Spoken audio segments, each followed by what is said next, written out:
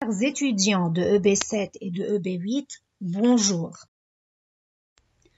Aujourd'hui, nous allons travailler les valeurs du présent de l'indicatif, autrement dit, ce qu'exprime ce temps lorsqu'on le trouve dans une phrase ou dans un texte. Commençons par la première valeur. Il s'agit du présent de l'énonciation. Le présent de l'énonciation ou présent momentané évoque une action qui se produit au moment de l'énonciation, c'est-à-dire au moment où l'on parle ou bien au moment où l'on écrit. Dans l'exemple, le coronavirus se propage au Liban et les autorités sanitaires se hâtent pour contenir l'épidémie.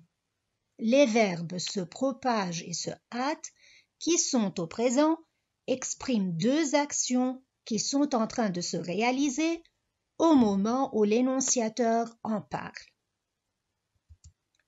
On trouve notamment le présent de l'énonciation dans le discours direct.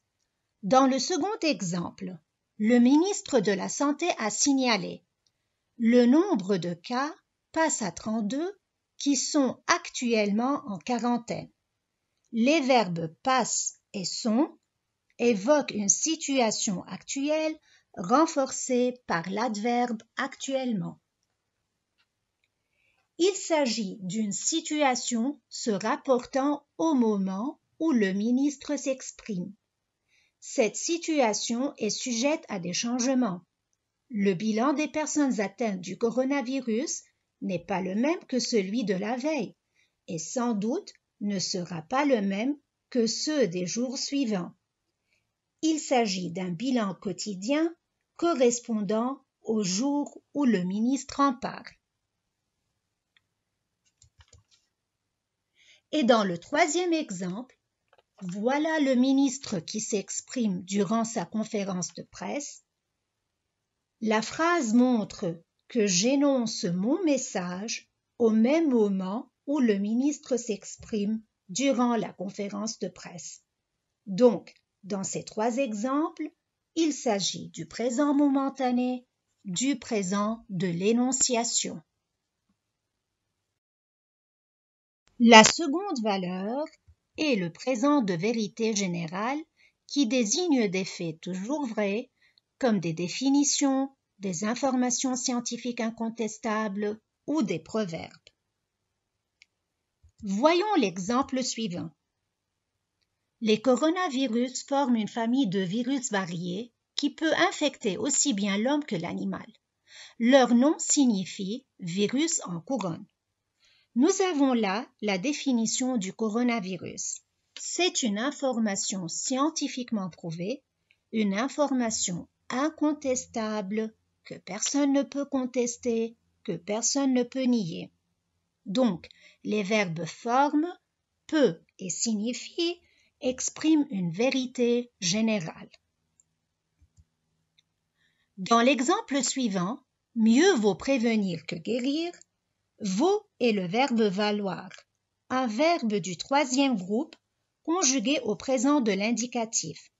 Comme il est utilisé dans un proverbe, il exprime quelque chose de valable de tout temps. Donc, c'est le présent de vérité générale. Passons à la valeur suivante. Le présent de narration ou le présent historique qui évoque des faits du passé au présent pour les rendre plus actuels, plus vivants. Exemple. Le virus H3N2 se déclare à Hong Kong et fait le tour du monde entre l'été 1968 et le printemps 1970. Il tue entre 1 et 2 millions de personnes. Dans cette phrase, vous remarquez l'indice de temps entre l'été 1968 et le printemps 1970 qui montre que les verbes se déclarent, fait et tue expriment des actions qui se sont produites dans un passé lointain. Mais le fait de les conjuguer au présent rend les événements plus actuels, donc plus vivants. Ainsi, l'emploi du présent nous donne l'impression de vivre les actions. C'est comme si nous-mêmes étions au cœur de l'action au moment de la lecture. Parlons maintenant du présent d'habitude ou de répétition, qui exprime des faits répétés ou habituels. On doit obligatoirement avoir dans l'énoncé un connecteur chronologique indiquant cette répétition, comme souvent, chaque matin, tous les soirs, comme d'habitude, etc.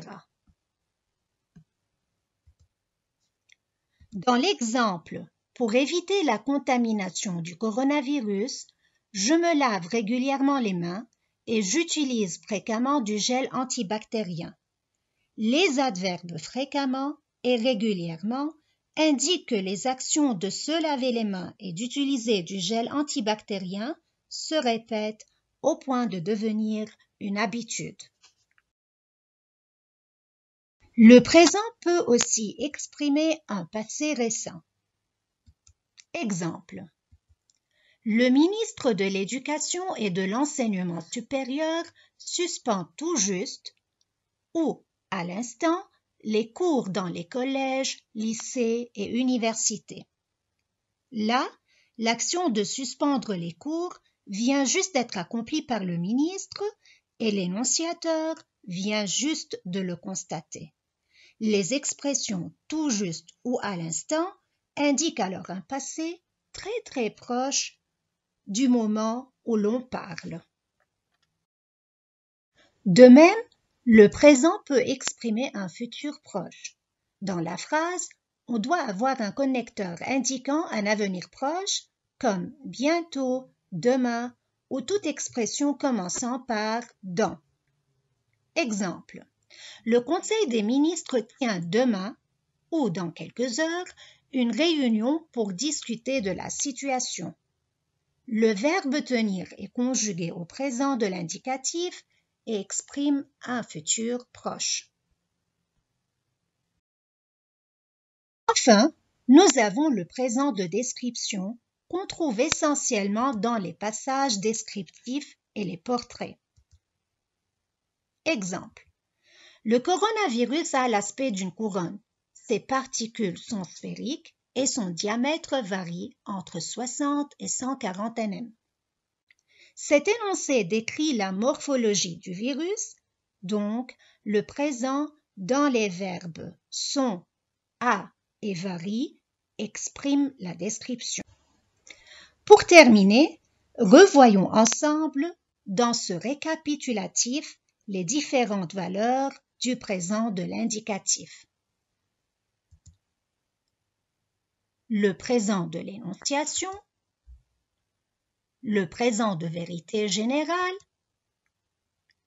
le présent de narration ou le présent historique, le présent d'habitude ou de répétition, le présent qui exprime un passé récent, le présent qui exprime un futur proche et le présent de description.